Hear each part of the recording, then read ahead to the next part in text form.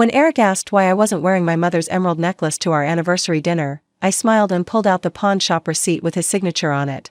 "The same reason you've been lying about those business trips to Atlantic City," I said, sliding a folder of casino photos across the table.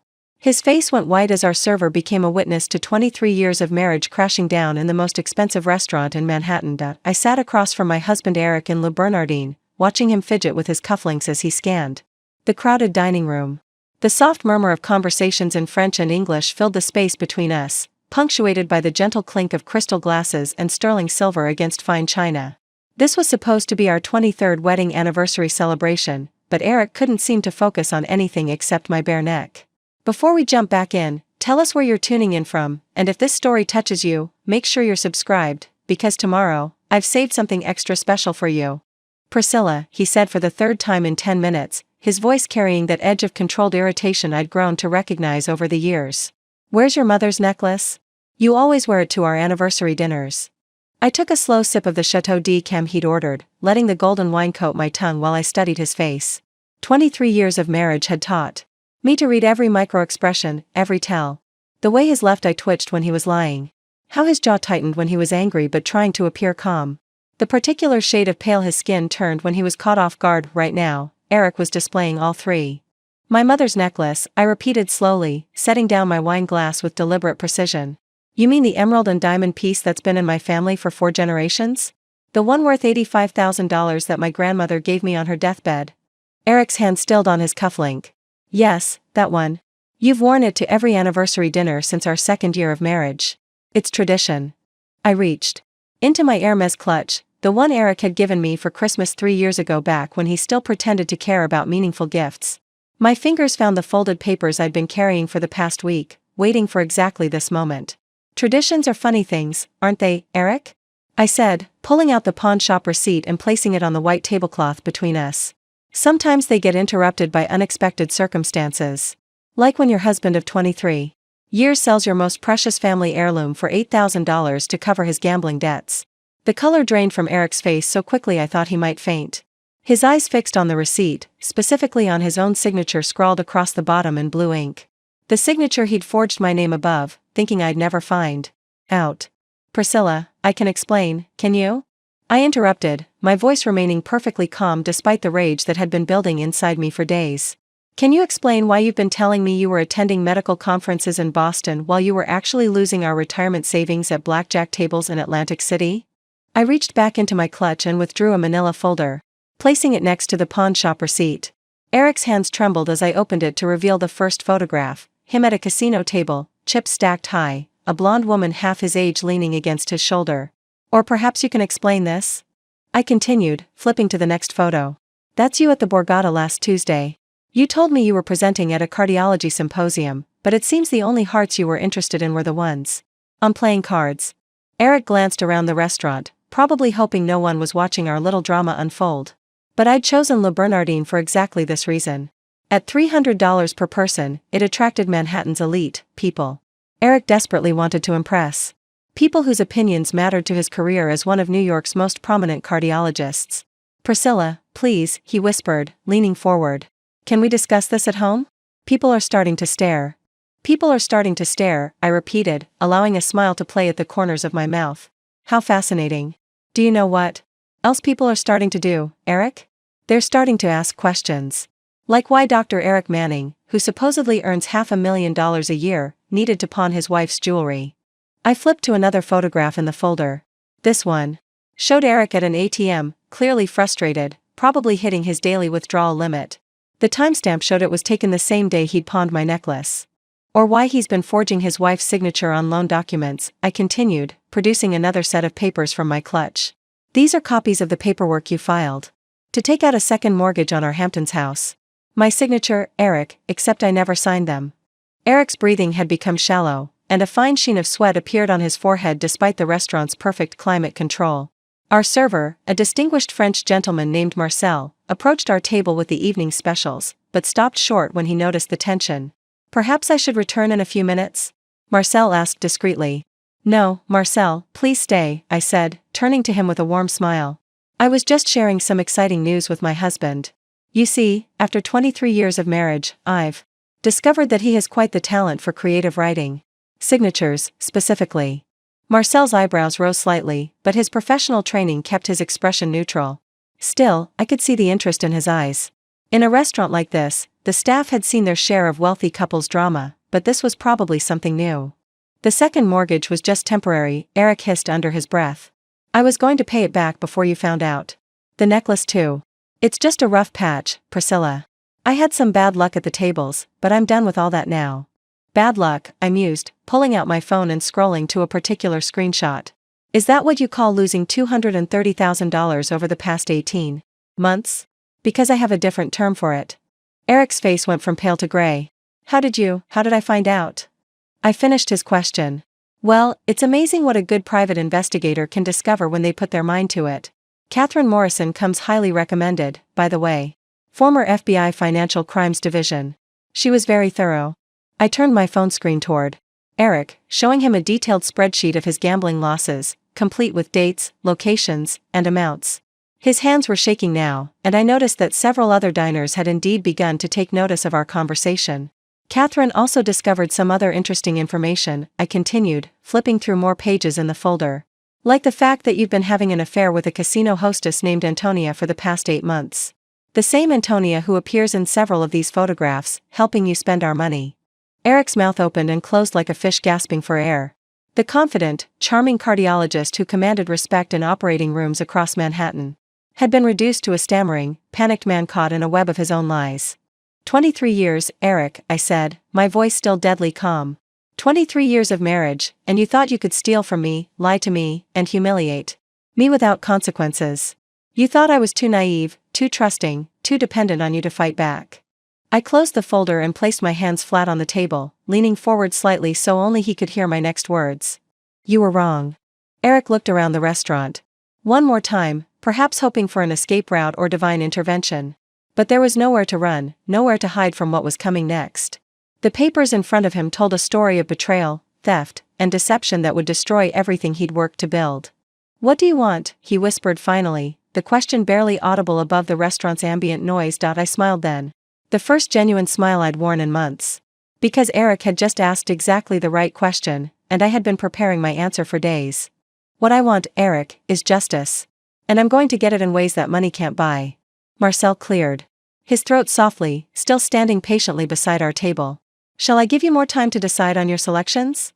Actually, Marcel, I said, gathering up the papers and photos, I think we're just getting started. My name is Priscilla Manning, and until 2 weeks ago, I believed I was living the perfect Manhattan life. At 45, I had everything a woman was supposed to want: a successful husband, a stunning penthouse overlooking Central Park, a house in the Hamptons, and enough financial security to never worry about money again. I was the wife of Dr. Eric Manning, one of New York's most prominent cardiologists, a man who saved lives by day and charmed donors at hospital galas by night. I should have known that perfection was just an illusion. Our story began 24 years ago at Columbia University Medical School. I was pursuing my MBA in healthcare administration while Eric was in his 3rd year of medical school. He was brilliant, ambitious, and had a smile that could light up any room he entered. I was immediately captivated by his passion for medicine. His dreams of revolutionizing cardiac surgery. Preparing and narrating this story took us a lot of time, so if you are enjoying it, subscribe to our channel, it means a lot to us. Now back to the story. And the way he made me feel like I was the most important person in the world. Eric came from modest beginnings in Albany. His father was a high school principal, his mother a librarian. They had sacrificed everything to put him through medical school, taking out loans and working extra jobs to support his education. I admired his determination to succeed, to prove that a working-class kid could make it in the elite world of Manhattan medicine. My background was quite different. The Montgomery family had been in New York society for over a century. My great-great-grandmother, Celine Montgomery, had been one of the original founders of the Metropolitan Opera Guild. Each generation had built upon the family's social standing and financial resources. My mother, Catherine Montgomery, had been a prominent philanthropist and art collector before her death 5 years ago. When Eric and I met, he was fascinated by my world.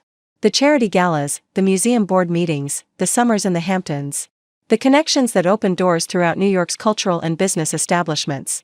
He would often joke that I was his ticket to the upper echelons of society, but I thought he was being endearingly modest about his own considerable talents. I fell in love with his ambition, his kindness to patients, and the way he talked about our future together.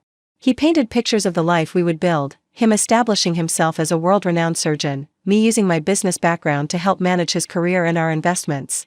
We would be a power couple, he said, each making the other stronger and more successful. After our wedding in 1999, I threw myself into supporting Eric's career with the same dedication I had once applied to my studies. I organized dinner parties for influential colleagues, managed our finances to maximize his earning potential, and used my family connections to help him secure his position at Mount Sinai Hospital. When he wanted to start his own cardiac surgery practice, I liquidated some of my inheritance to provide the initial funding. Eric's practice thrived beyond our wildest expectations. Within 5 years, he was performing surgery on some of the most powerful people in New York. CEOs, politicians, celebrities, they all trusted Dr. Eric Manning with their hearts. His success brought us into an even more exclusive social circle, and I reveled in our shared accomplishments. I had always been good with numbers, a talent inherited from my grandmother who had managed the family's investment portfolio with remarkable skill. I took over managing our personal finances, allowing Eric to focus entirely on his medical practice. I handled everything: our investment accounts, tax planning, real estate purchases, even the staff salaries for our household. Eric would often praise my financial acumen, saying he never had to worry about money because I was so capable. Looking back now, I realize that my competence became my weakness. Eric grew comfortable letting me handle all financial matters, which meant he could hide his gambling activities in accounts I rarely checked. He knew I trusted him completely, and he exploited that trust systematically. Our lifestyle reflected Eric's success and my family's established wealth. The penthouse on Fifth Avenue had cost $8 million, but I had considered it an investment in Eric's career. The right address mattered in his world, and our home became a showcase for entertaining his colleagues and potential patients.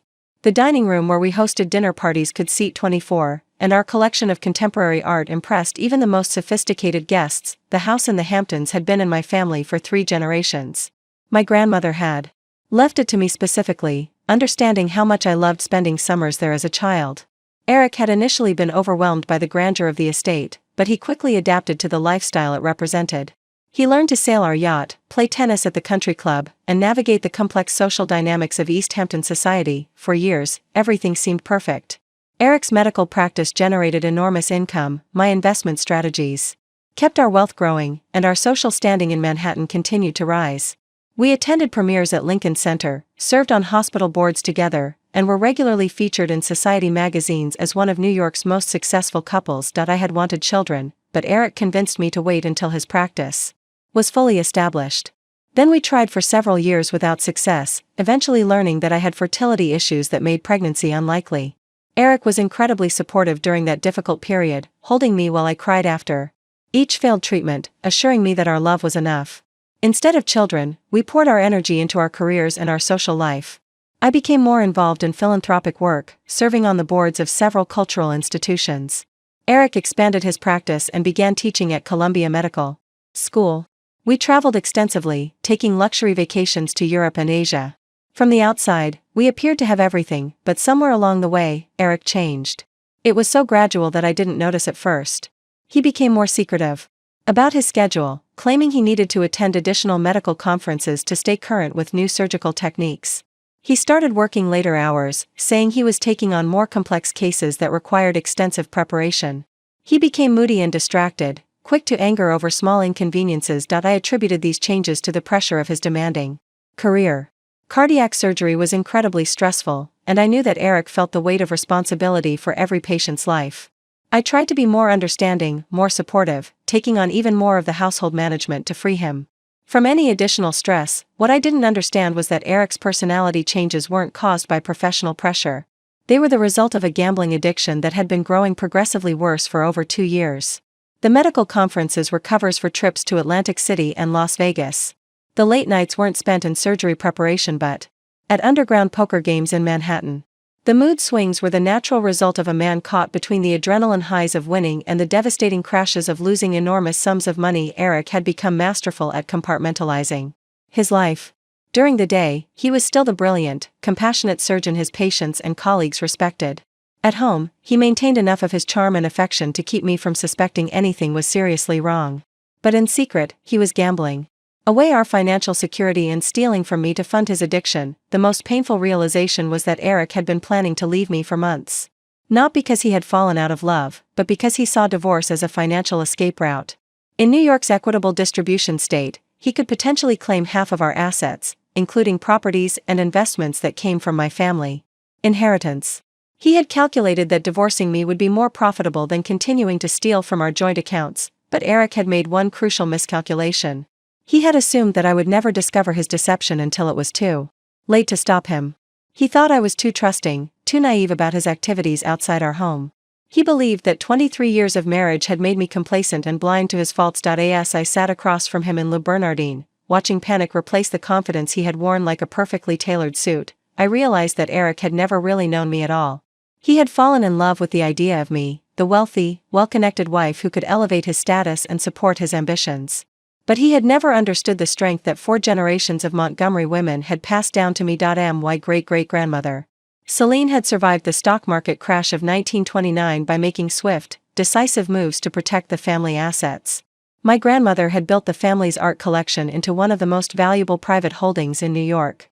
My mother had doubled our wealth through strategic investments and charitable tax planning. Now it was my turn to protect what mattered most. And unlike Eric, I had learned that the most devastating battles aren't fought with anger or emotion.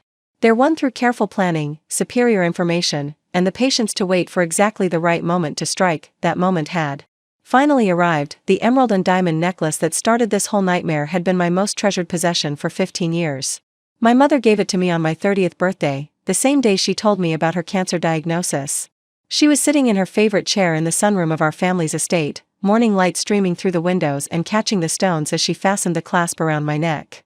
"This belonged to your great-great-grandmother Celine," she had said, her fingers gentle against my skin. She wore it to every important event in her life. Her engagement party, her wedding, the opening nights at the Met. She believed it brought good fortune to the women in our family.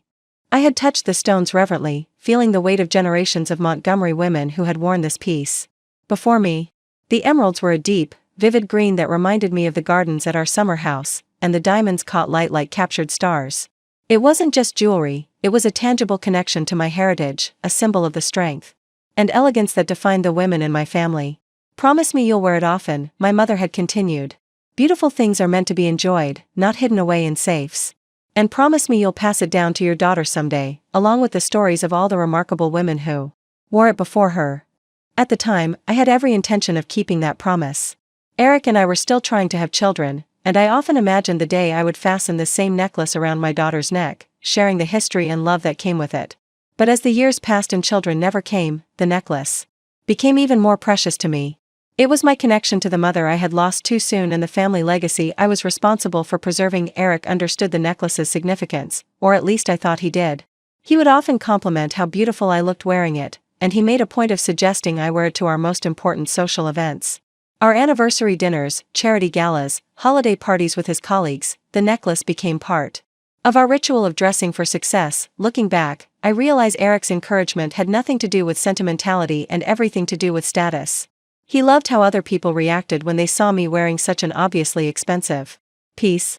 Men would look at him with envy, women would ask about the stone's provenance, and everyone understood that the Mannings had serious money. The necklace was a prop in Eric's performance of success. Just like our penthouse, our cars, and our memberships at exclusive clubs, our life together had been carefully orchestrated to project an image of perfection. Eric's medical practice occupied the top floor of a prestigious medical building on the Upper East Side, with floor-to-ceiling windows overlooking the reservoir in Central Park. His office was decorated with awards, diplomas, and photographs of him with famous patients he had treated. The waiting room looked more like a luxury hotel lobby than a medical facility, with leather furniture, fresh orchids, and classical music playing softly in the background. We entertained frequently and lavishly. Our dinner parties were legendary. Among Eric's colleagues, with carefully planned menus designed by a professional chef, wines selected from our custom-built cellar, and guest lists that read like a who's who of New York society. I took pride in these events, seeing them as an investment in Eric's career and a way to maintain the social connections that had been important to my family for generations. The dinner parties followed a predictable pattern. Eric would greet guests with his characteristic charm, sharing amusing anecdotes from the hospital while careful never to breach patient confidentiality.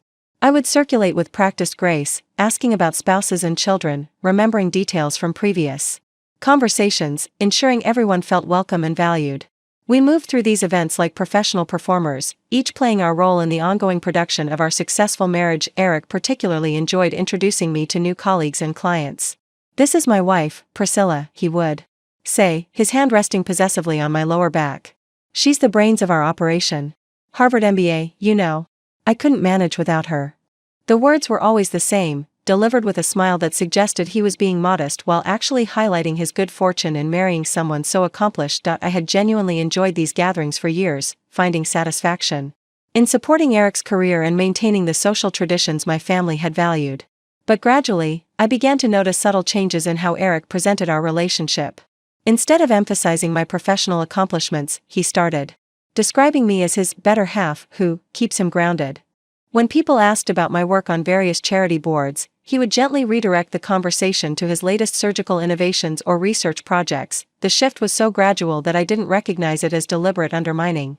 I thought Eric was simply becoming more confident in his own achievements and less dependent on my family's connections for validation. I was proud of his growing success and happy to step back from the spotlight if that's what made him comfortable. Our summers in the Hamptons followed the same carefully choreographed routine. We would spend long weekends at my family's estate from May through September, hosting pool parties for Eric's colleagues and their families.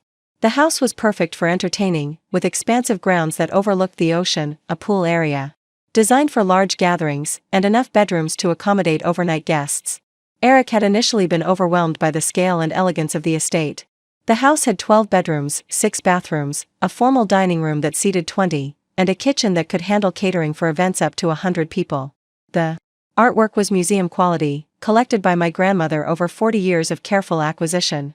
The gardens had been designed by the same landscape architect who worked on Central Park, and they required a full-time staff to maintain, but Eric adapted quickly to the lifestyle the house represented. He learned to sail our 40-foot yacht, joined the tennis club where he could play with other successful professionals, and cultivated friendships with our neighbors who included several Fortune 500 CEOs and a handful of celebrities who valued the privacy that East Hampton provided. During these summer weekends, Eric would often disappear for hours at a time, claiming he was networking at the yacht club or playing tennis with potential clients. I was happy he had found ways to enjoy himself and build professional relationships, so I never questioned these absences. I would spend the time reading on the beach, working in the garden, or having lunch with the other wives who summered in the area. What I didn't know was that Eric's disappearances had nothing to do with networking or tennis. He had discovered underground poker games that operated in some of the more exclusive private clubs in the area. These weren't casual Friday night games with modest stakes. They were serious affairs where successful men bet amounts that would be shocking to most people but were barely noticeable to those with substantial wealth. Eric had always enjoyed playing poker with his medical school friends, but these games were different. The stakes were higher, the players more sophisticated, and the adrenaline rush more intense than anything he had experienced in an operating room. He told himself that he could afford to lose a few $1,000s for the entertainment value, and when he won, the satisfaction was intoxicating. The wins reinforced Eric's belief that he was not only a skilled surgeon but also a gifted gambler, who could read people and calculate odds better than the average player. He started studying poker strategy during his downtime at the hospital, reading books and watching online tutorials to improve his game.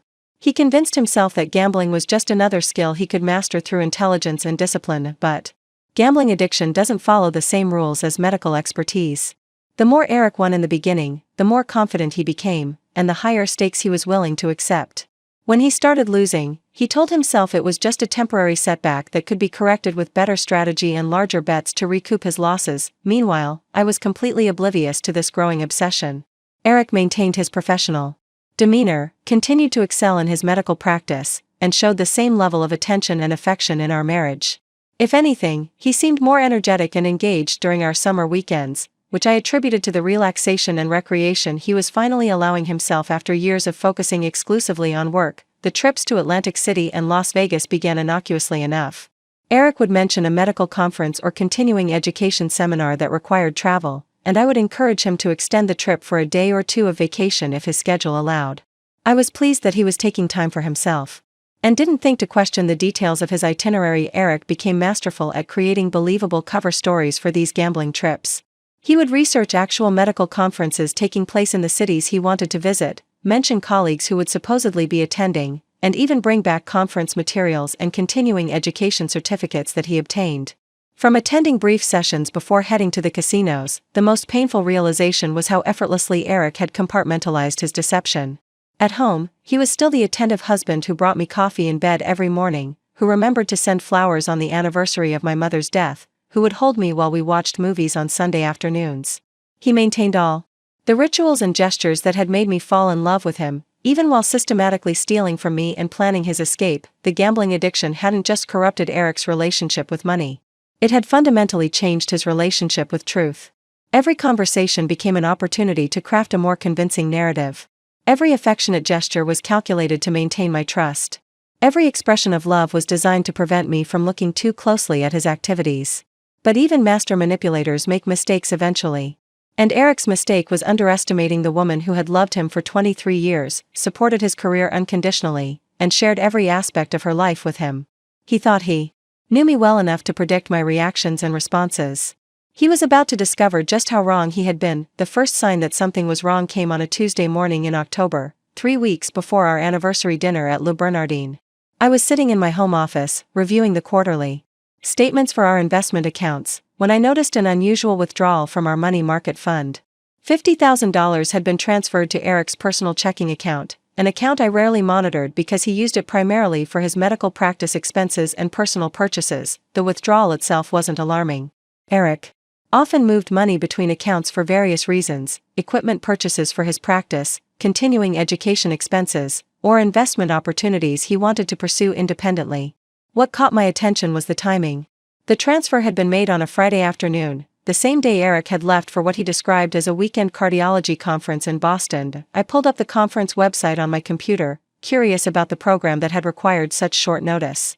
The American College of Cardiology was indeed hosting a symposium that weekend, but when I clicked through to the agenda, I found something odd.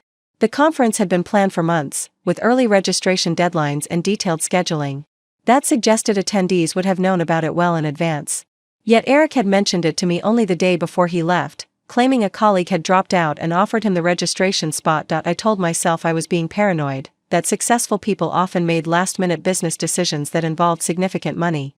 Eric had built his practice through careful investment in the latest technology and continuing education. If he saw an opportunity to advance his career or learn about new procedures, it made sense that he would act quickly, but something about the situation nagged at me. Eric had been different lately, more distracted, more secretive about his schedule, more defensive when I asked casual questions about his day. When he returned from Boston that Sunday evening, he seemed energized in a way that didn't match someone who had spent a weekend in medical lectures and networking sessions. "How was the conference?" I asked as he unpacked his overnight bag. "Excellent," he replied without looking up. "Fascinating developments in minimally invasive valve repair. I made some good connections too." I waited for him to elaborate, as he usually did when discussing professional events. Eric loved sharing details about new procedures he'd learned, colleagues he'd met, and innovations that excited him about the future of cardiac surgery. But this time, he offered nothing more. "Did you get any materials I could read?" I asked. "You know I enjoy staying current with developments in your field." Eric paused for just a moment, a hesitation so brief I might have imagined it. "The presentations aren't available yet. They'll email them to attendees next week." It was a reasonable explanation, but something in his tone felt rehearsed. I made a mental note to ask about the materials again in a few days, though I suspected I would forget or be distracted by other concerns. 2 weeks later, another unusual transaction appeared on our statements. This time, it was a cash advance of $30,000 from Eric's credit card, a card with a credit limit I hadn't realized was so high. The advance had been taken on a Thursday afternoon, and Eric's calendar showed he had been in surgery during that time. I called the credit card company, identifying myself as the authorized user on the account. The customer service representative confirmed that the advance had been taken at an ATM in Atlantic City, New Jersey, at 3:47 p.m. on Thursday. When I asked about the location details, she provided an address that meant nothing to me at the time, but I wrote it down anyway. That evening, I casually mentioned to Eric that I had noticed some unusual credit card activity while reviewing our monthly statements. "What kind of activity?" he asked, his voice carefully neutral. "A large cash advance. $30,000. I was wondering if you had made a major purchase that required cash for some reason." Eric's jaw tightened almost imperceptibly. "I had to pay a contractor who was doing some work at the office." He preferred cash for tax reasons. The explanation was plausible enough, but I found myself wondering why Eric hadn't mentioned this contractor or the office renovation that would require such a large cash payment. His practice had been running smoothly for years, and I couldn't think of any improvements or repairs that had been discussed. What kind of work? I asked. Updating the electrical system in the surgery suite. New regulations require additional safety measures. Again, the answer came too quickly, too smoothly. Eric had always been good at thinking on his feet, a skill that served him well in emergency situations at the hospital, but this felt different. It felt like he had prepared responses for questions he anticipated I might ask over the next few days. I found myself paying closer attention to Eric's behavior and schedule. I noticed that he was receiving more text messages than usual, and he had developed a habit of checking his phone immediately when he thought I wasn't looking. When his phone rang during dinner, he would glance at the caller ID and often decline the call without explanation. The subtle changes in his routine became more apparent once I started looking for them. He was staying later at the hospital more frequently, claiming he had complicated cases that required additional preparation. He had become less interested in our usual weekend activities, suggesting we skip the dinners with friends or cultural events we had traditionally enjoyed together most. Unsettling was the change in how he talked about money. Eric had always been confident about our financial security, often encouraging me to make charitable donations or purchase art for our collection without worrying about the cost. But recently, he had become more cautious, questioning expenses that would never have concerned him before. Do we really need to spend $15,000 on that charity auction?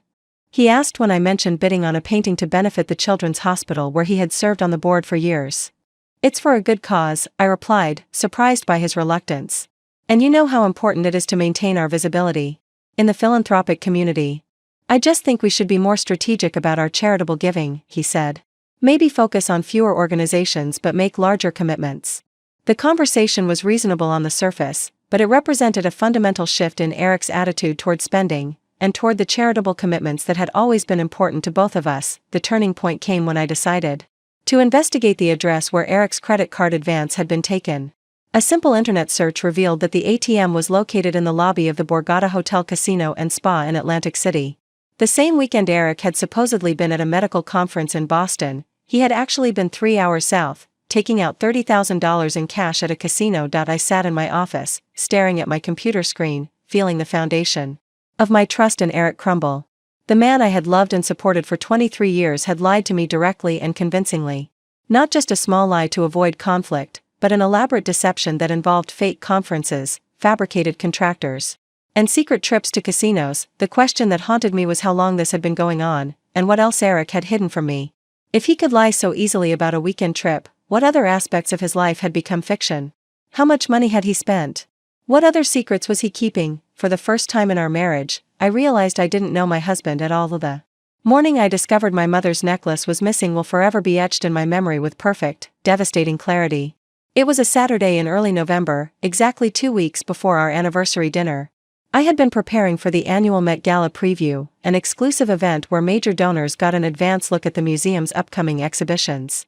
The necklace was always my choice for such occasions. It represented my family's long-standing commitment to the arts and gave me confidence in rooms full of New York's cultural elite. I entered my walk-in closet and approached the custom-built jewelry safe that occupied an entire wall.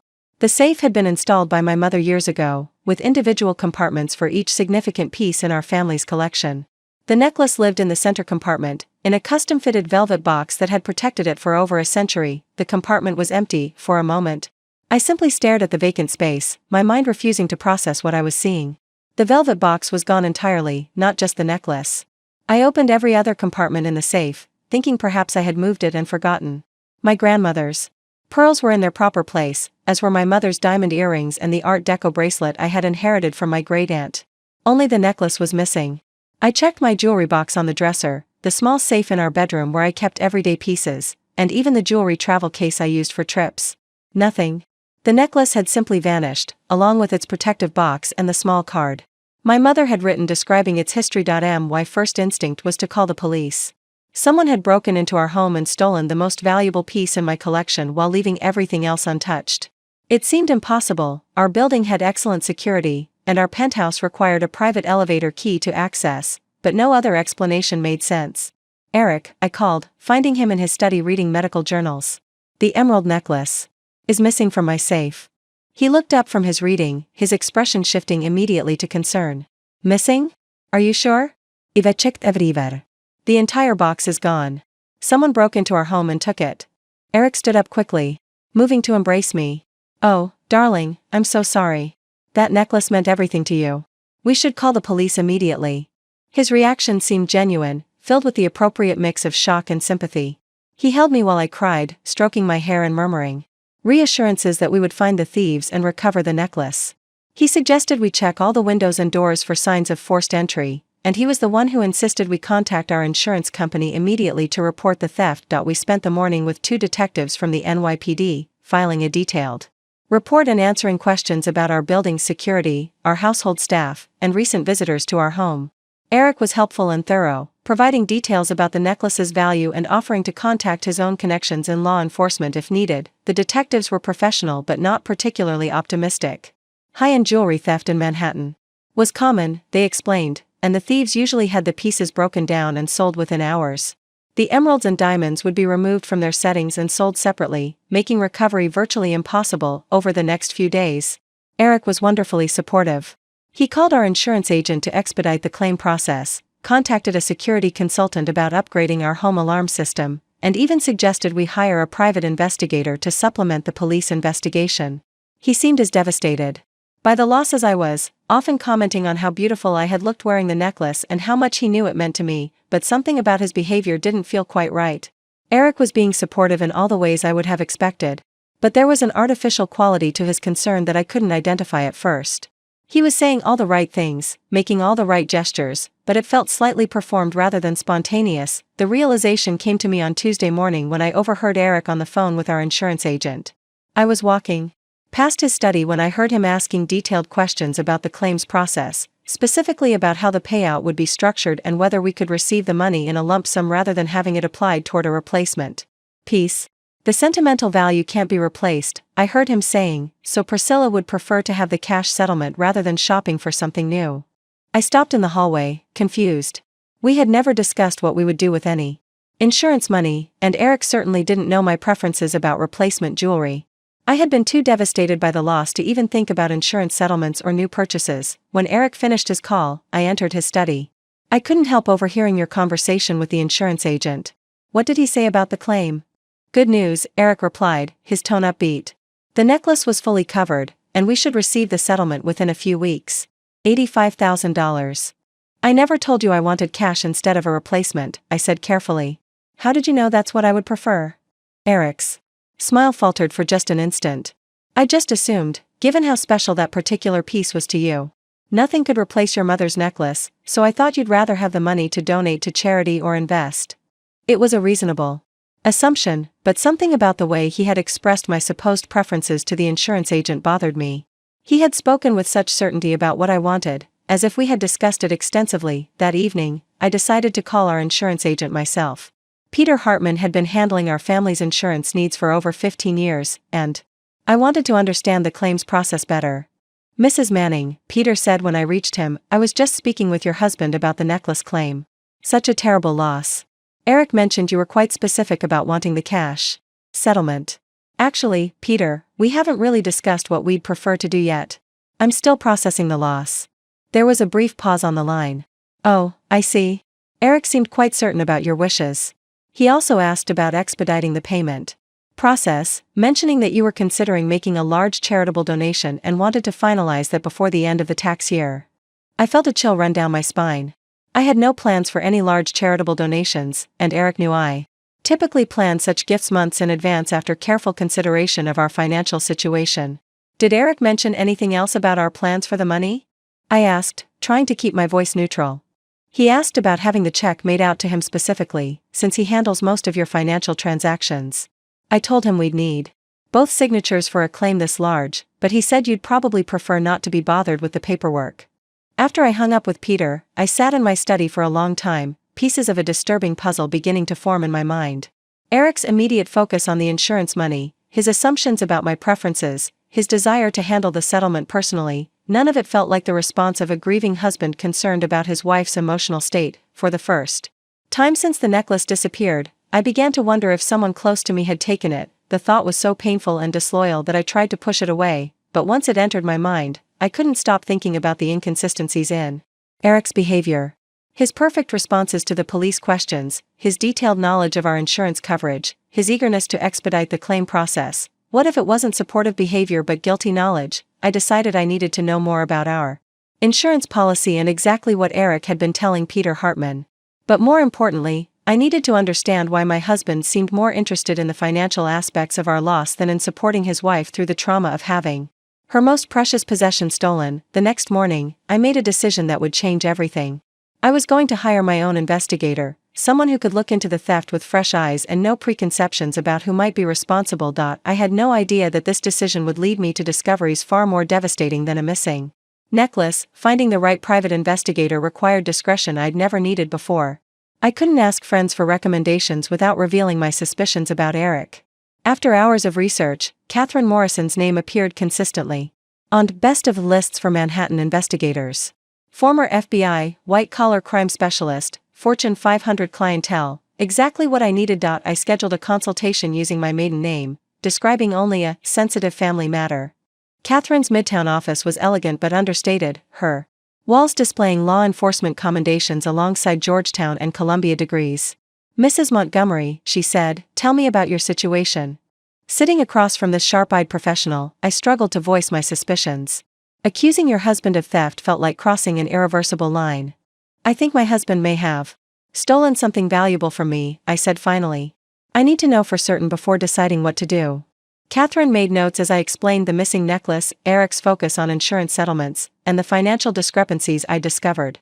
When I mentioned the $85,000 value and Eric's possible gambling problem, her expression sharpened. "Mrs. Montgomery, jewelry theft might be just the beginning. If your husband has a serious gambling addiction and he's willing to steal a family heirloom, there are likely other financial irregularities you haven't discovered yet." The possibility chilled me. If Eric had stolen my necklace, what else had he taken?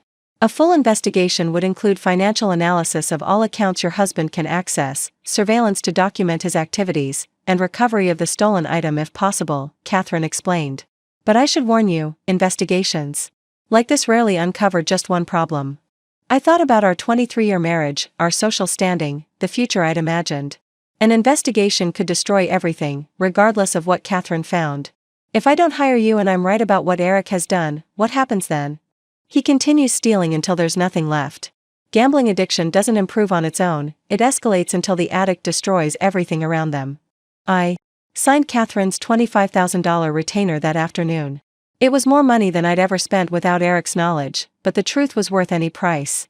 Catherine's first assignment: gather financial documents without arousing suspicion. Bank statements, credit card bills, investment summaries, anything showing unusual spending patterns. She also wanted me to document Eric's daily routine while maintaining complete normalcy. "The most important thing is that you continue behaving normally," Catherine emphasized. "If Eric realizes you're investigating, he'll either hide his activities better or escalate his theft to grab whatever he can before you stop him." Over the next week, I became a spy in my own home.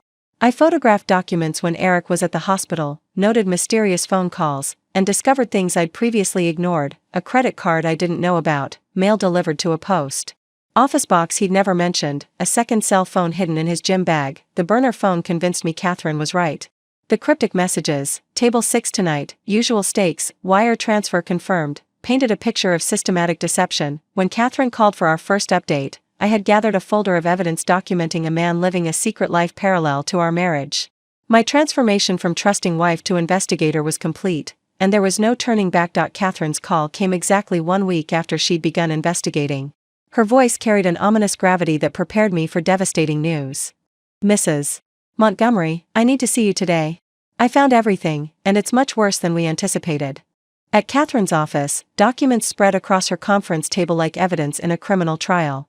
She opened the first folder, revealing bank statements from accounts I'd never seen.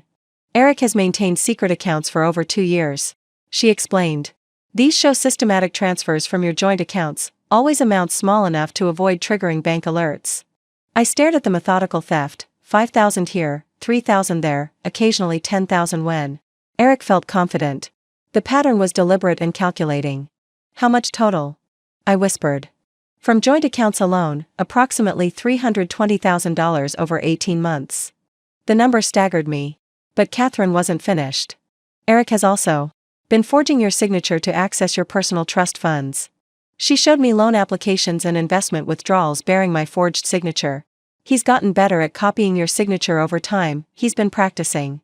The thought of Eric rehearsing my signature to steal more effectively made me physically ill. The surveillance team has been following Eric, Catherine continued, opening another folder of photographs. He's not just gambling recreationally, he's involved with dangerous people. The photos showed Eric with men in expensive suits, handling cash envelopes, meeting in parking garages and hotel lobbies. His body language screamed desperation and fear. Professional gamblers. Loan sharks. High-stakes private games where the minimum bet is $50,000, Catherine explained. Your husband owes money to very dangerous individuals. She showed me photos of Antonia Russo, but these revealed she wasn't just Eric's romantic interest. Antonia works for people who target wealthy individuals with gambling problems. She's what they call a cooler, someone who befriends high-net-worth gamblers and leads them into games where the house always wins. Catherine opened the final folder, IOUs in Eric's handwriting for amounts that defied belief. Gambling debts totaling over $400,000 to people whose methods of collection didn't involve legal systems. We found your necklace, Catherine said, handing me a photograph of my family heirloom on a pawn shop counter. Eastside Jewelry and Loans on 2nd Avenue. Eric pawned it for $8,000, 1/10 of its actual value. Seeing my mother's necklace reduced to pawn shop merchandise broke something inside me. Mrs. Montgomery, Eric's gambling debts aren't just financial problems, they're safety issues. These people won't hesitate to target you if they can't collect from him. Catherine leaned forward. Eric's behavior suggests he's planning something larger. The escalation in theft, attempts to access your trust funds, pressure from creditors. I think he's preparing an exit strategy. What kind of exit strategy? Divorce with claims on your assets to pay his debts. Or worse, something that would give him access to your life insurance policy. The suggestion hung in the air, too terrible to process fully. Catherine was implying that my husband might be planning something beyond theft and betrayal, looking at evidence spread across the table, bank statements, surveillance photos, forged documents. I saw my marriage reduced to proof of systematic criminal behavior. I want to confront him, I said. But not privately. I want him to face consequences in front of people whose opinions matter to him. Catherine nodded. That can be arranged. But once we do this, there's no going back. Are you prepared for that? I thought about my mother's necklace in a pawn shop, about dangerous criminals who knew where we lived, about Eric researching my death for insurance money. Yes, I said. I'm ready. 3 days later, Catherine's phone call shattered any remaining illusions about my marriage. I was reviewing legal documents when she called, her voice carrying unprecedented alarm. Mrs. Montgomery, Eric just attempted to liquidate your personal trust fund. The entire account. $12 million. The number didn't register immediately. $12 million was more than Eric could possibly need for gambling debts, it was enough to disappear forever. Did he succeed? The bank stopped the transaction due to paperwork irregularities. Eric had forged your signature on withdrawal forms and provided fake identification claiming financial power of attorney. Catherine paused. This wasn't desperate debt payment, this was systematic theft of your entire inheritance. She showed me bank security footage of Eric looking perfectly calm and professional, executing what appeared to be a carefully planned operation, not a desperate gamble. While you've focused on gambling debts and the necklace, Eric has been much busier, Catherine continued, pulling up email exchanges between Eric and a divorce attorney, detailed planning sessions ongoing for 4 months. Eric's lawyer advised establishing a pattern of financial contribution to your lifestyle before filing for divorce. That's why he's been more involved in household expenses lately. I remembered Eric's recent interest in our charitable giving and investment strategies. I'd thought he was being more responsible. Instead, he was building a legal case to claim half my assets, but the worst revelation came next, emails between Eric and Antonia discussing the exit strategy. They'd been planning to leave the country together, moving money to offshore accounts and researching countries without extradition treaties. The plan was breathtakingly cruel: liquidate my trust fund, file for divorce claiming my reckless spending caused financial distress, then disappear to South America before legal proceedings concluded. His gambling debts would become my responsibility while he lived comfortably on my family's money. When were they planning to leave? I asked. Next week. Right after your anniversary dinner. The timing was perfect cruelty. Eric planned to celebrate 23 years of marriage while knowing he'd abandon me within days. There's something else, Catherine said, showing me Eric's browser history, searches about life insurance payouts, accidental death benefits, and legal requirements for collecting policies when the beneficiary is out of the country. She turned the laptop toward me, displaying a bookmarked webpage about making accidental deaths appear natural. Eric has been researching ways to kill you for insurance money, Catherine said bluntly. This isn't about gambling debts anymore, this is something much more dangerous. The room spun as I processed her words. Eric hadn't just been stealing or planning to leave me, he'd been researching murder while pretending to love me. We need to contact police immediately, Catherine said. No, I replied, surprising myself with my firmness. Not yet. Mrs. Montgomery, your husband may be planning to kill you. This isn't about revenge, this is survival. I looked at the evidence one more time: systematic theft, forged signatures, offshore accounts, research into my death. 23 years of marriage had been nothing but an elaborate confidence game. I want to give him exactly what he's planning, I said. Let him think everything is proceeding according to his plan. Let him believe he's about to get away with all of it. That's incredibly dangerous. So is letting him disappear with $12 million without facing consequences. I stood up, feeling cold clarity settle over me. Eric wants one final performance as the loving husband? I'll give him an audience he'll never forget. Catherine nodded slowly. If you're determined to confront him publicly, we need to ensure your safety and prevent him from accessing more money. I thought about Le Bernardin, about Eric's anticipated farewell performance. Catherine, I want you to arrange special guests at our anniversary dinner. People whose opinions matter to Eric's career and reputation. I want witnesses when I show him exactly what I know and what it's going to cost him. Catherine agreed. But once we do this, Eric's life as he knows it will be over. Everything will be destroyed. I thought about my mother's necklace, about $12 million Eric tried to steal, about his research into killing me. Good, I said. That's exactly what I want. The next 72 hours became the most intense of my life. Catherine transformed from investigator to strategic coordinator, assembling a team to orchestrate what she called the most comprehensive takedown of a white-collar criminal she'd ever attempted. Our first meeting included Catherine, myself, and Robin Caldwell, Manhattan's most feared divorce attorney, known for destroying wealthy men who tried cheating their wives.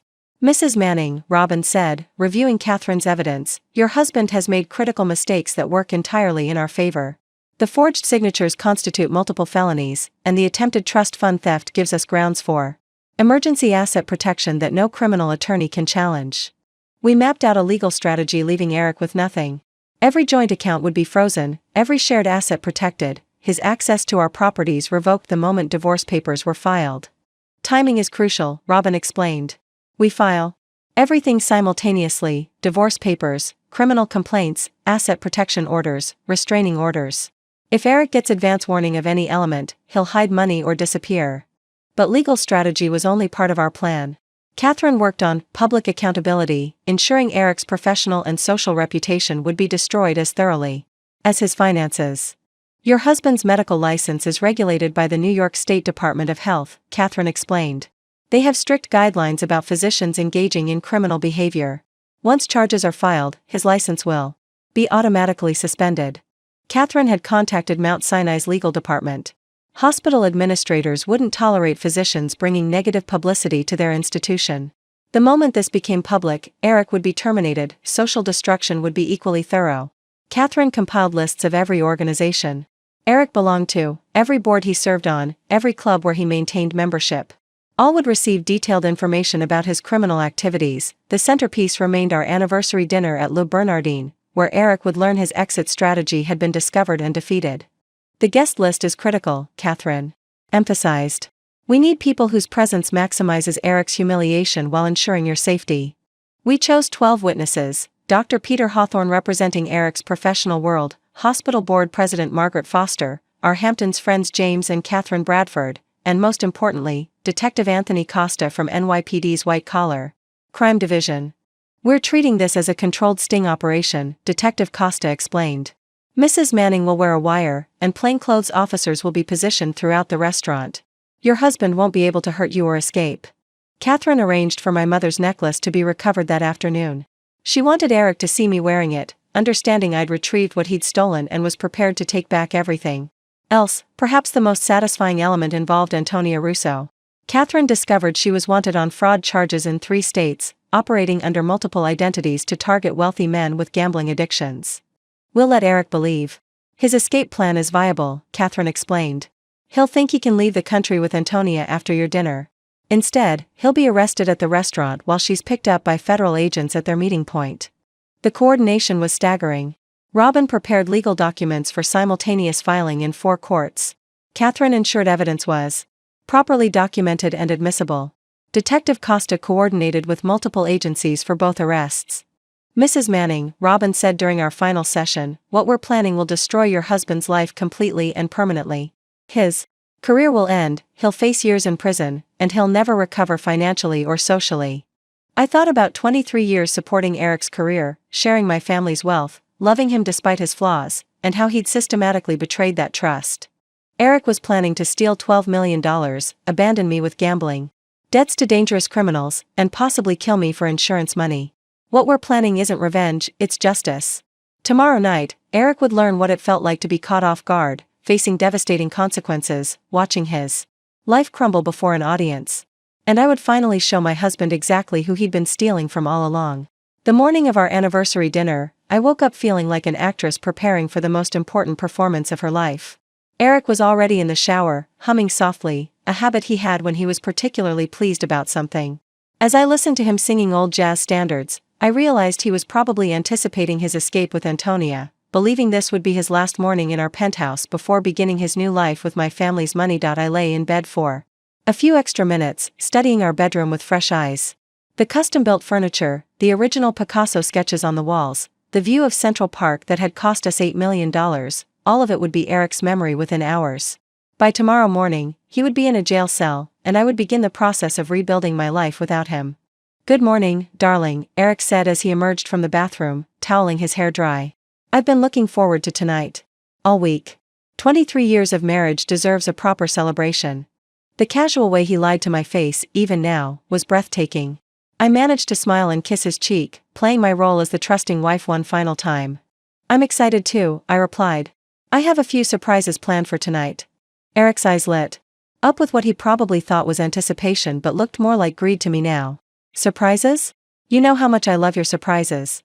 He had no idea how true that statement was about to become. After Eric left for the hospital, I spent the morning making final preparations with Catherine. She arrived at my penthouse at 10 o'clock with a team of technicians who would wire me for the evening's confrontation. The recording equipment was so sophisticated that it looked like something from a spy movie, a tiny microphone that would be completely invisible beneath my dress, connected to a transmitter smaller than a credit card.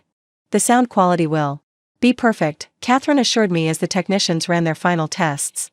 "Every word Eric says will be recorded and admissible in court. More importantly, Detective Costa and his team will hear everything in real time, so they can intervene immediately if the situation becomes dangerous." We reviewed the timeline one more time. I would arrive at Le Bernardin at 7:30 minutes before Eric, giving Catherine's team time to ensure all our special guests were properly positioned. Eric would be completely unaware that half the diners in the restaurant were there specifically to witness his downfall. "The key is maintaining your composure until the moment you're ready to reveal everything," Catherine reminded me. "Eric will be expecting a normal anniversary dinner. Let him order wine, let him toast your marriage, let him perform his loving husband act one final time. When you're ready to begin, simply touch your necklace, that's the signal for Detective Costa to move closer." At 2 o'clock, I went to the pawn shop to retrieve my mother's necklace. Eastside Jewelry and Loans was exactly as depressing as I had imagined: barred windows, fluorescent lighting, and an owner who looked like he had never seen a legitimate transaction in his life. But Catherine's legal team had prepared all the necessary paperwork, and within minutes, I was holding my family's heirloom again. The emeralds seemed to glow more brilliantly than I remembered, as if they had absorbed some of my anger and were ready to help me reclaim what had been stolen. I fastened the clasp around my neck in the pawn shop's grimy bathroom, feeling my mother's presence more strongly than I had since her death. "You're going to help me finish this," I whispered to her memory back at the penthouse. I spent an hour getting ready with unusual care.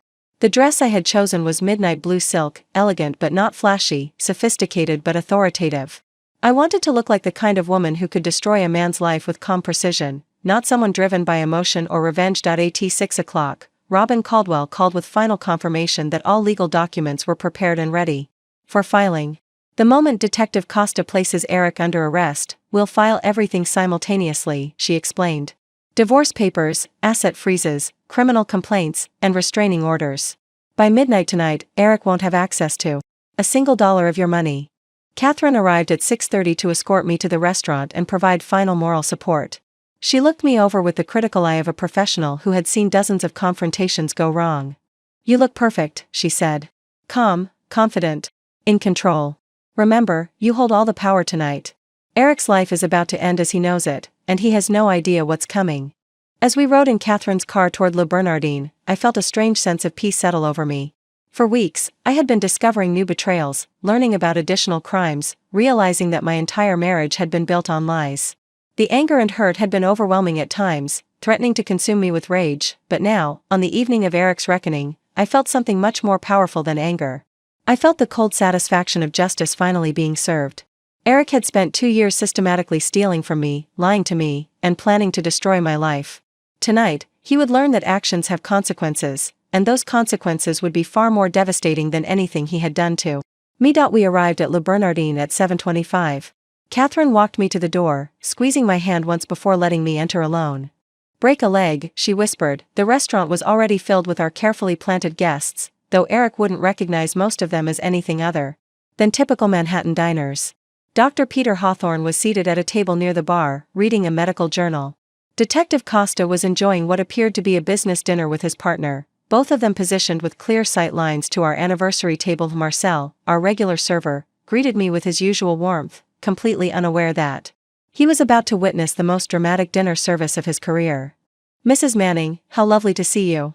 Mr. Manning isn't here yet? He'll be along shortly, I replied, touching my necklace unconsciously.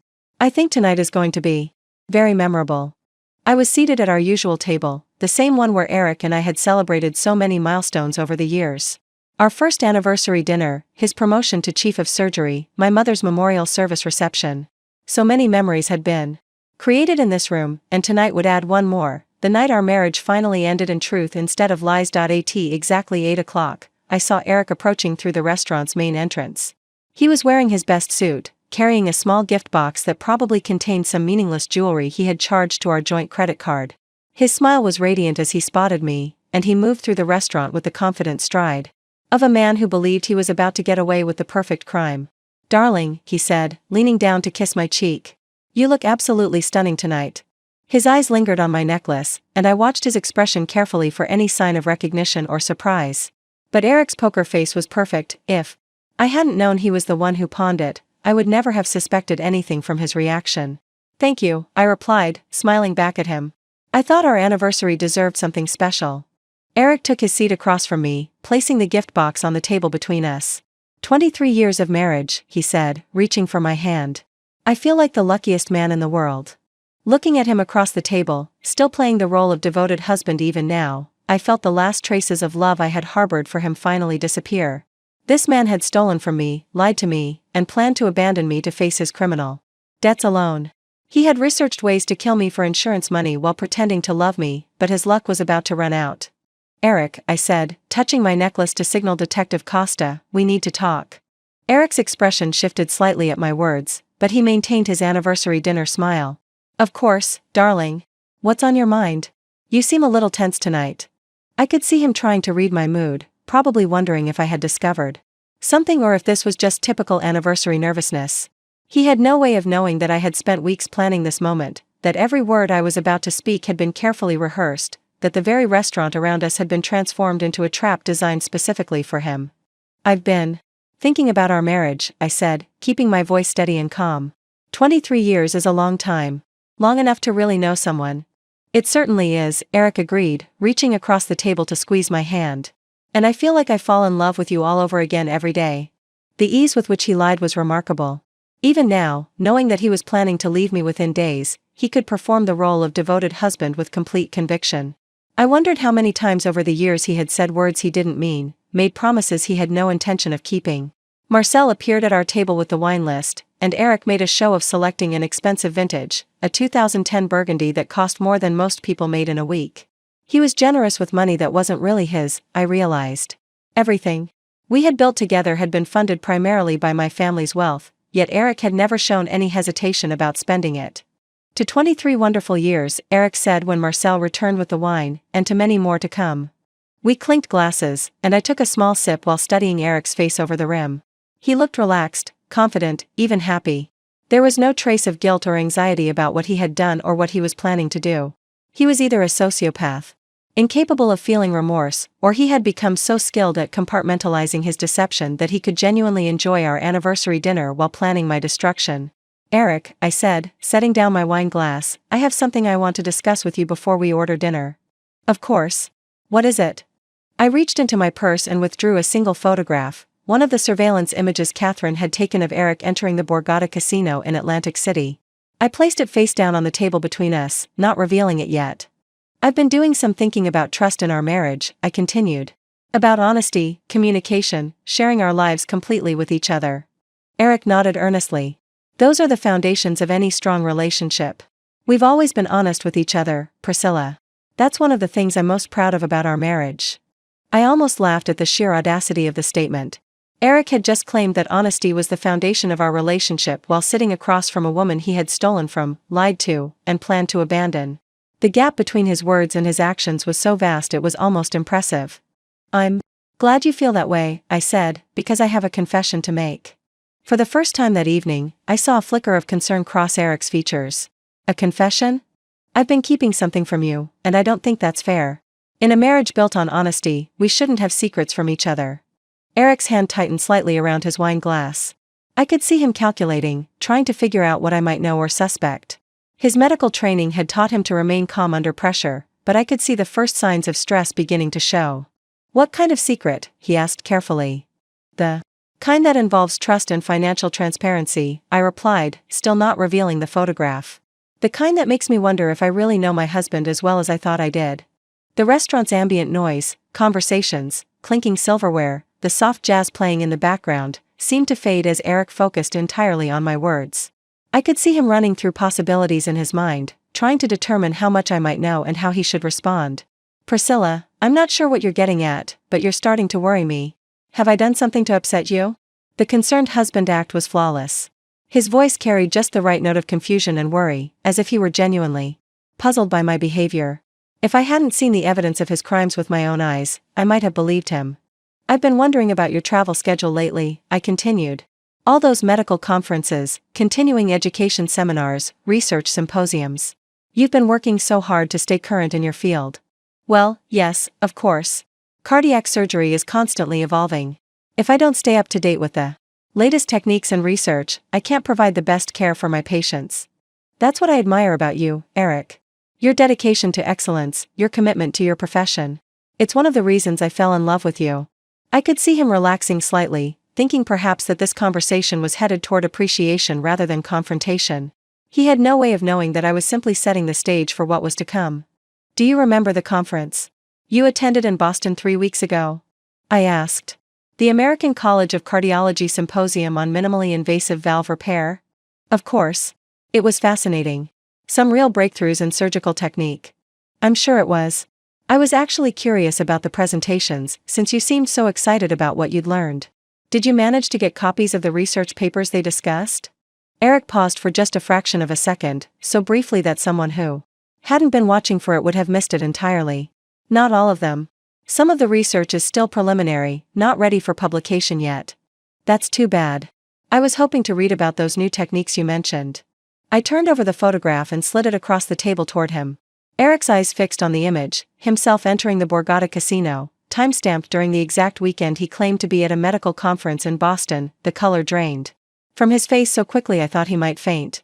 His hand moved instinctively toward the photograph, perhaps to hide it or push it away, but then stopped as he realized that would only confirm his guilt. Priscilla, he said, his voice barely above a whisper, I can explain. I hope so, I replied, my voice still perfectly calm. Because I have several more photographs just like this one. And bank records. And credit card statements. And quite a lot of other evidence that suggests you haven't been entirely honest with me about how you spend your time. Eric glanced around the restaurant, probably looking for an escape route or hoping no one else could see the photograph. What he didn't realize was that several of the diners around us were watching our conversation very carefully, waiting for their cue to act. This isn't what it looks like, he said, making one last attempt at denial. Really? I asked, reaching into my purse again. Because I have 47 more photographs that look exactly like this. Should I show them to you? Or would you prefer to tell me the truth for once in our marriage? Eric's carefully constructed facade was crumbling in real time. The confident, charming cardiologist was being replaced by a desperate man who had just realized his lies were about to destroy his life, but I wasn't finished yet. We hadn't even gotten to the stolen money, the forged signatures, or the plan to disappear with Antonia. Eric thought the gambling photos were the worst I had discovered, that he was about to learn just how wrong he was. Eric's attempt at damage control was pathetic to watch. He leaned forward, lowering his voice to what he probably thought was a confidential whisper, unaware that every word was being recorded and transmitted to Detective Costa's team. Priscilla, please, let me explain. Yes, I've been gambling, but it's not what you think. It started as stress relief from work, just small games with colleagues. It got a little out of hand, but I've been getting help. Help? I repeated, my voice carrying just far enough for the nearby tables to hear. What kind of help, Eric? I've been seeing a counselor. Dr. Matthews at the hospital recommended someone who specializes in addiction issues. I didn't want to worry you while I was getting my life back on track. The lies flowed so easily from his mouth that I wondered if he actually believed them himself. Dr. Matthews didn't exist, I had checked. There was no counselor, no treatment program, no attempt at recovery. There was only Antonia Russo and their plan to disappear with my money. That's interesting, I said, pulling out my phone. Because I called every addiction counselor in Manhattan, and none of them have any record of treating an Eric Manning. Eric's eyes widened slightly. He was beginning to realize that this wasn't a casual discovery, that I hadn't just stumbled across evidence of his gambling by accident. This was a systematic investigation, and I had been planning this confrontation for weeks. You investigated me? He asked, his voice carrying a note of injured disbelief that would have been convincing if I didn't know what he had done. I investigated my husband who had been lying to me, I corrected.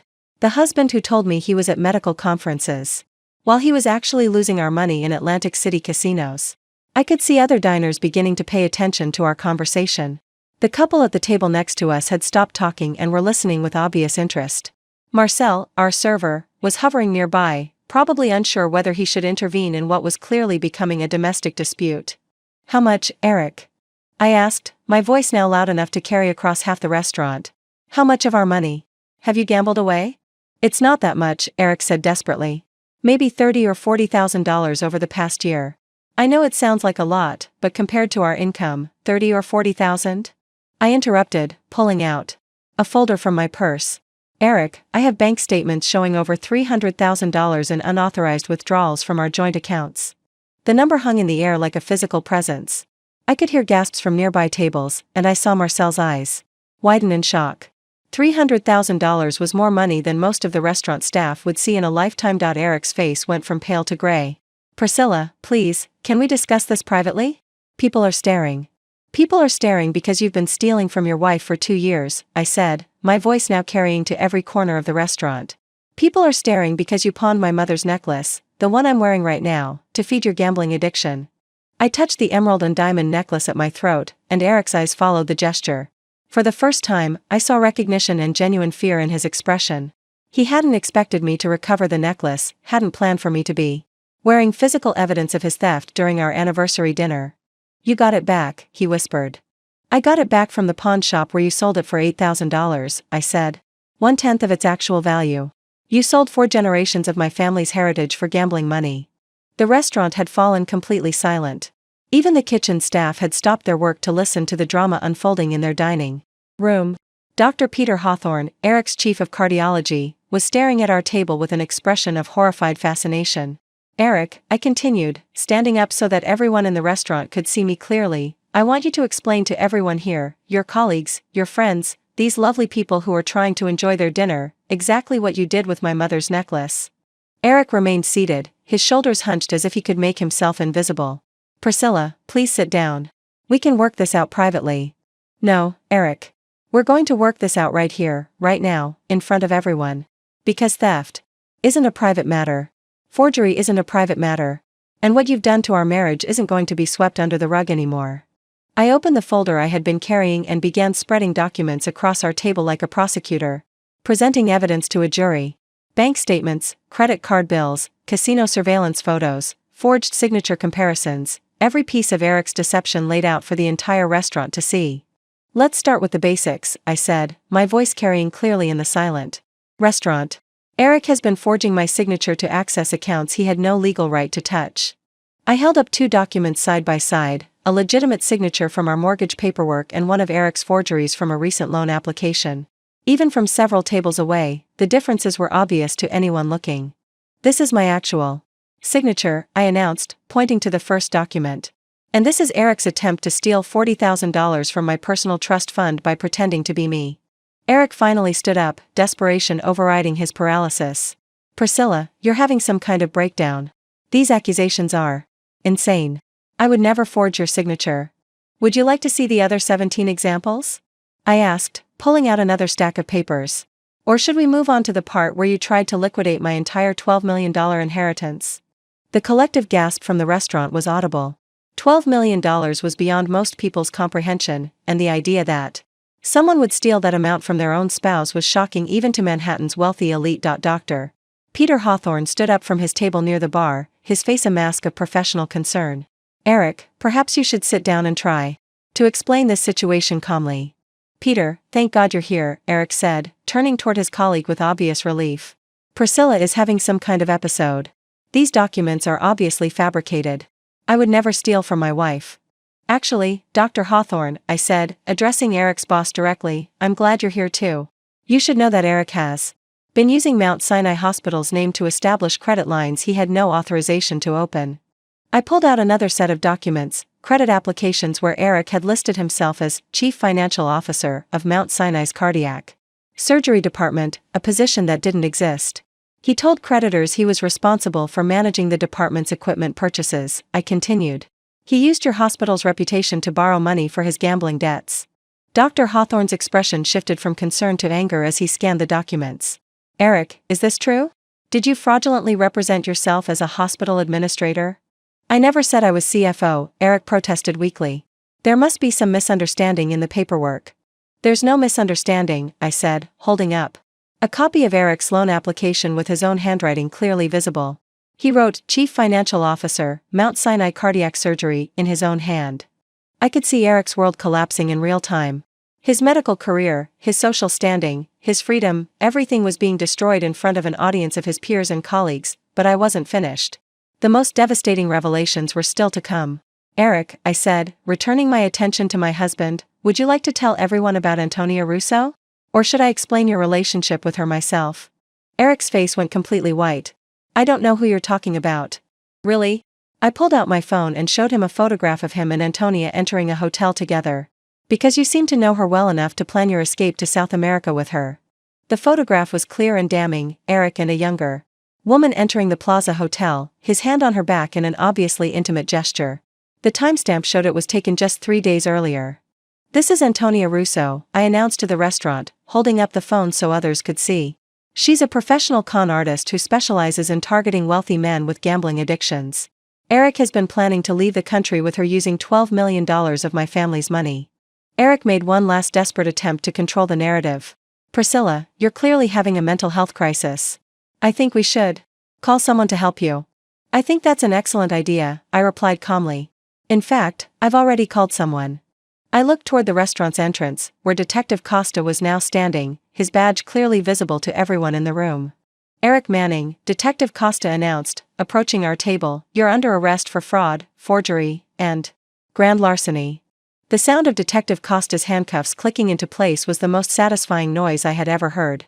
Eric's wrists were pulled behind his back as he stared at me in disbelief, finally understanding that this had been planned from the beginning. You have the right to remain silent, Detective Costa continued, his voice carrying throughout the now silent restaurant. Anything you say can and will be used against you in a court of law. This is insane, Eric protested, his voice cracking with desperation. Priscilla, tell them this is a misunderstanding. I'm your husband. We can work this out. My husband? I repeated, laughing bitterly. My husband died 2 years ago when you started stealing from me. The man standing here is a criminal who has been living in my house and spending my money while planning to destroy my life. Dr. Hawthorne approached our table, his face pale with shock. Eric, is all of this true? Have you really been forging documents and stealing from your wife? Peter, you have to believe me, Eric pleaded, turning toward his colleague even with his hands cuffed behind his back. Priscilla is having some kind of mental breakdown. She's fabricated all of this evidence. Fabricated? I pulled out my phone and played an audio recording, Eric's own voice from one of Catherine's surveillance operations. His words filled the restaurant. Once I get the 12 million transferred, we'll be on a plane to Argentina within 48 hours. Priscilla will never find us. The silence that followed was deafening. Eric's own voice had just confessed to theft and escape plans in front of his boss, his colleagues, and a room full of witnesses. That's not me, Eric said weakly, but even he seemed to realize how pathetic the denial sounded.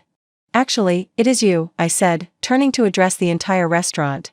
That recording was made 3 days ago when Eric met with Antonia Russo to finalize their plan to steal my inheritance and flee the country together. Margaret Foster, the president of Mount Sinai's board of directors, stood up from her table near the window. Dr. Manning, you're suspended from all hospital duties effective immediately pending a full investigation. Security will escort you from the premises if you attempt to return. The professional destruction was happening in real time, exactly as Catherine had predicted. Eric's medical career was over, his reputation destroyed, his future in ruins.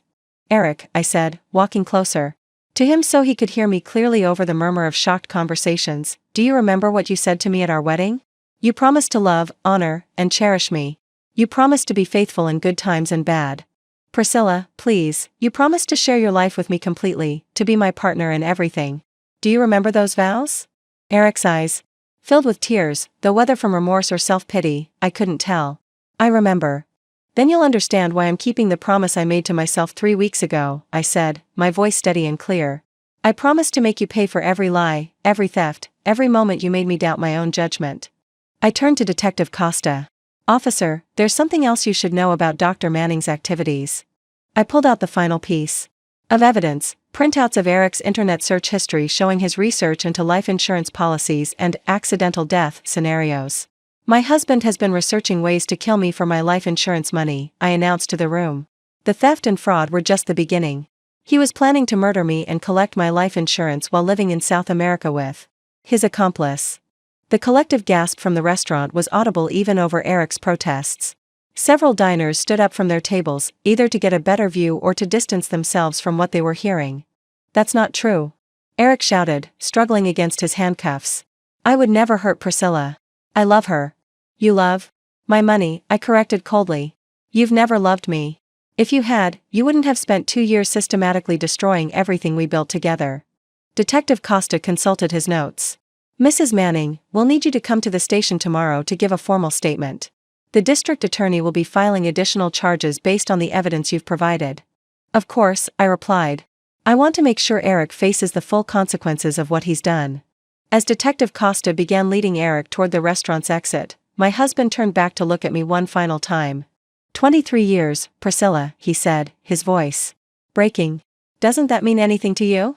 I touched my mother's necklace, feeling the weight of 4 generations of strong women who had faced their own challenges with dignity and determination. It means I wasted 23 years trusting a man who was never worthy of that trust. I replied. But it ends tonight. As Detective Costa led Eric toward the restaurant's exit, I felt a moment of perfect clarity.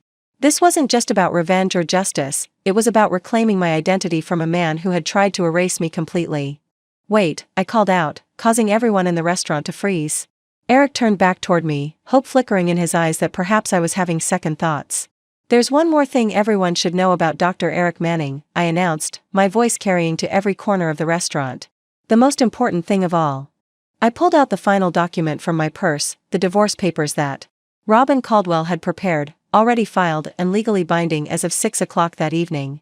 Eric thought he was going to divorce me and claim half of my family's assets, I said, holding up the papers.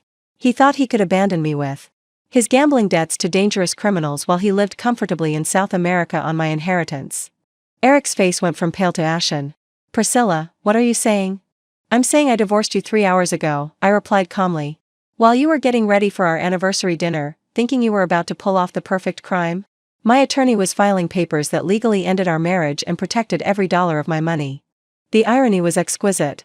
Eric had spent months planning to leave me, researching divorce laws, consulting with attorneys about how to claim my assets.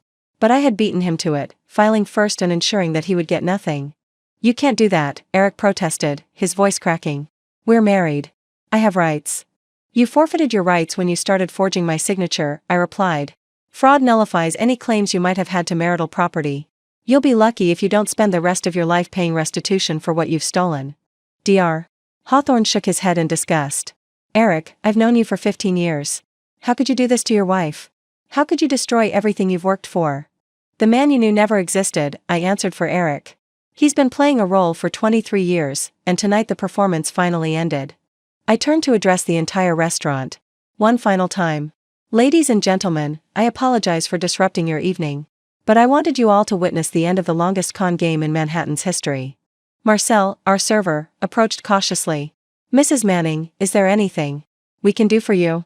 Actually, yes, I said, reaching into my purse and pulling out my credit card.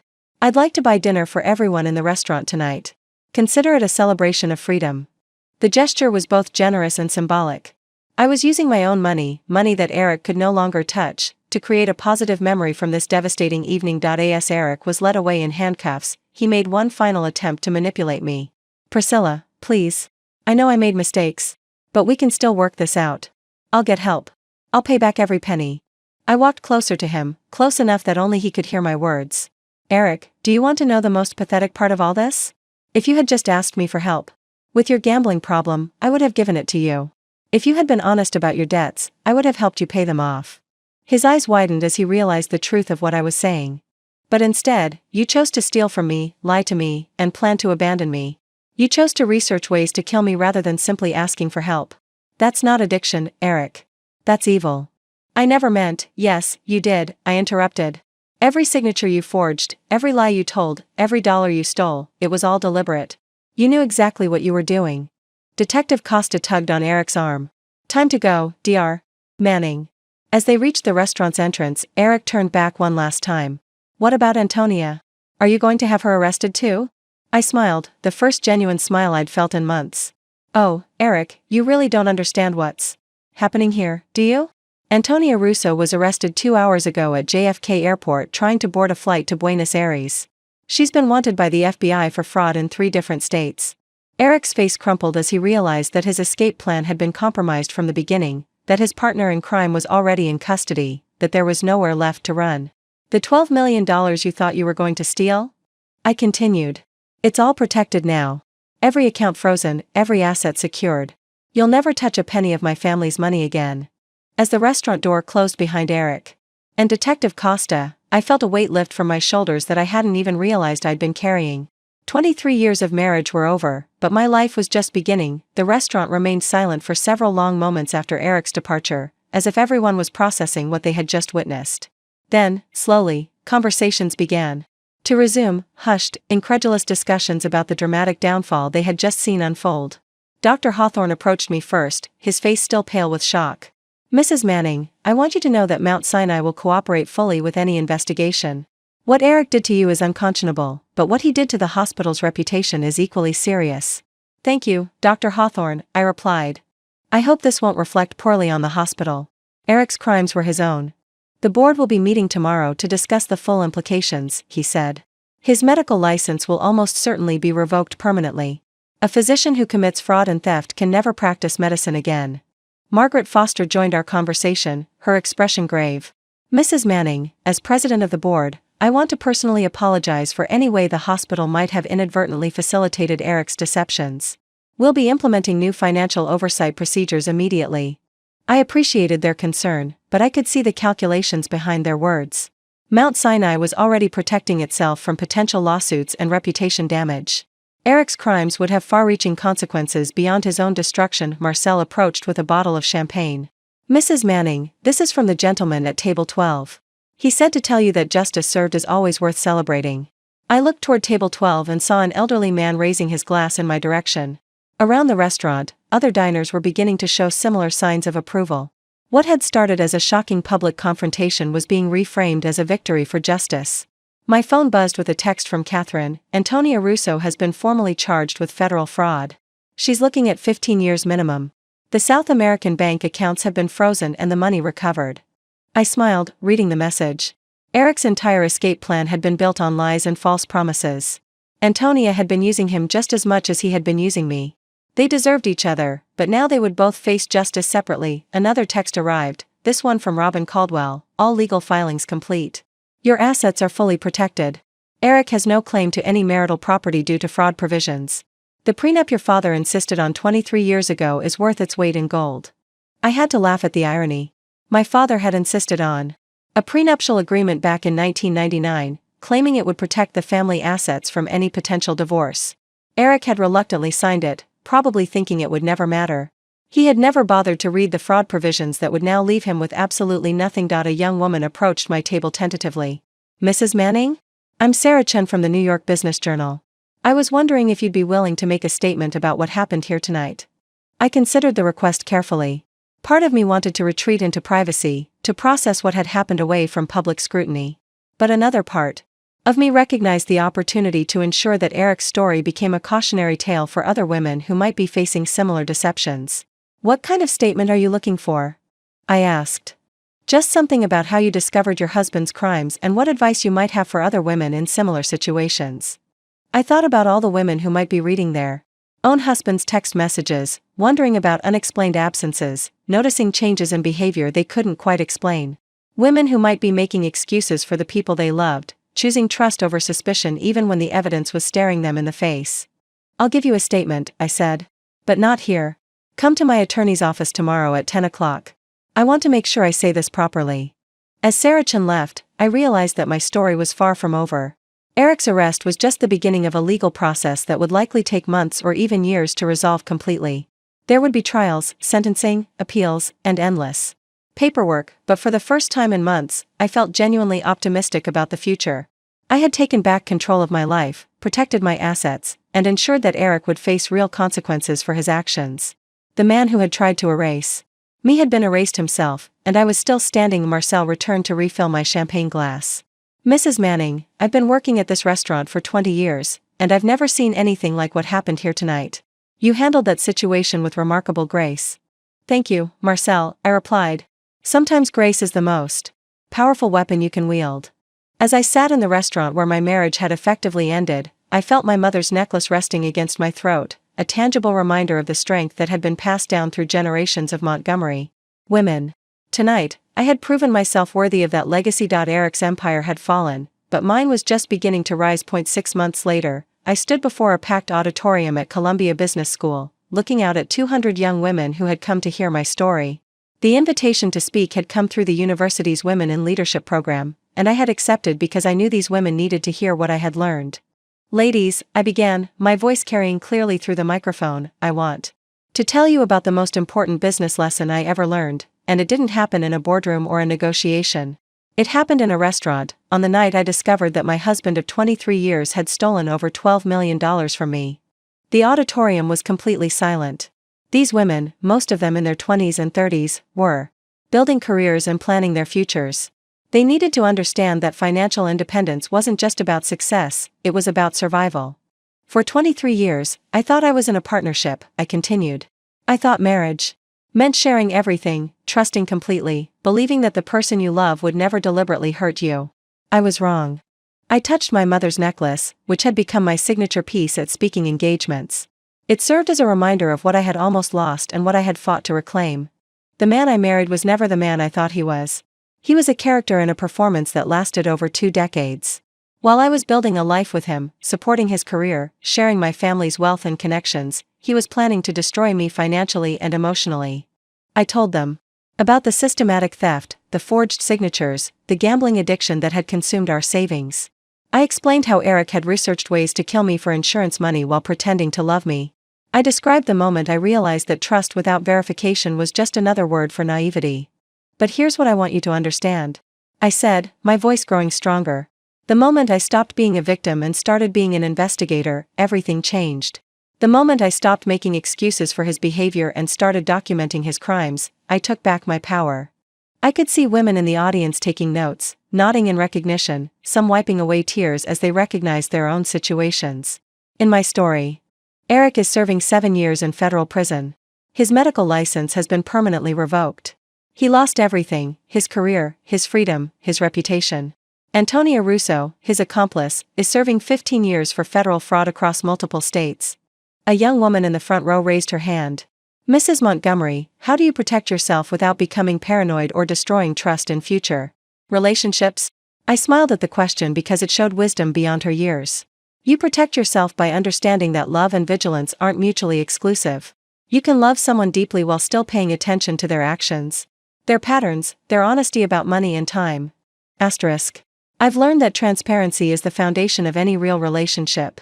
If someone you love can't show you bank statements, explain their schedule, or account for their activities, that's not privacy, that's secrecy. And secrecy in a marriage is almost always hiding something dangerous. Another hand went up. What advice would you give to women who suspect their partners of financial deception? Trust your instincts, I replied immediately. Women are taught to be understanding, to give people the benefit of the doubt, to avoid conflict. Those qualities make us vulnerable to predators who count on our reluctance to investigate or confront. If something feels wrong, investigate it. Hire a professional if necessary. Protect your assets immediately. Don't wait for more evidence, don't give them a chance to explain, don't hope it will get better. Act first, ask questions later. I looked around the auditorium, seeing the next generation of powerful women who would build their own empires, make their own fortunes, and hopefully avoid the mistakes I had made. Ladies, you have opportunities that previous generations of women could only dream of. You can build wealth, start companies, change the world. But you must protect what you build. You must never allow anyone, not a husband, not a partner, not anyone, to steal your financial security or your future. My mother's necklace represents 4 generations of strong women who faced their challenges with dignity and determination. Tonight, I wear it as a reminder that we don't just inherit jewelry from the women who came before us. We inherit their strength, their wisdom, and their refusal to be diminished by anyone. Eric thought he was stealing from a naive, trusting wife who would never fight back. Instead, he discovered that he had married a Montgomery woman. And Montgomery women don't just survive, we thrive. The applause was thunderous, but more importantly, I could see understanding in their eyes. These women would remember this story when they needed it most. They would trust their instincts, protect their assets, and refuse to be victims. As I left the auditorium that night, I felt my mother's presence more strongly than ever. The necklace around my throat wasn't just jewelry, it was armor, passed down through generations of women who had refused to be broken. Eric had tried to destroy me, but instead, he had made me stronger than I ever thought possible. And now, I was passing that strength on to the next generation of women who would build their own empires and protect them fiercely. The cage door wasn't just open, it had been destroyed completely. And I was finally, truly free. Up next, you've got 2 more standout stories right on your screen. If this one hit the mark, you won't want to pass these up. Just click and check them out. And don't forget to subscribe and turn on the notification bell, so you don't miss any upload from us.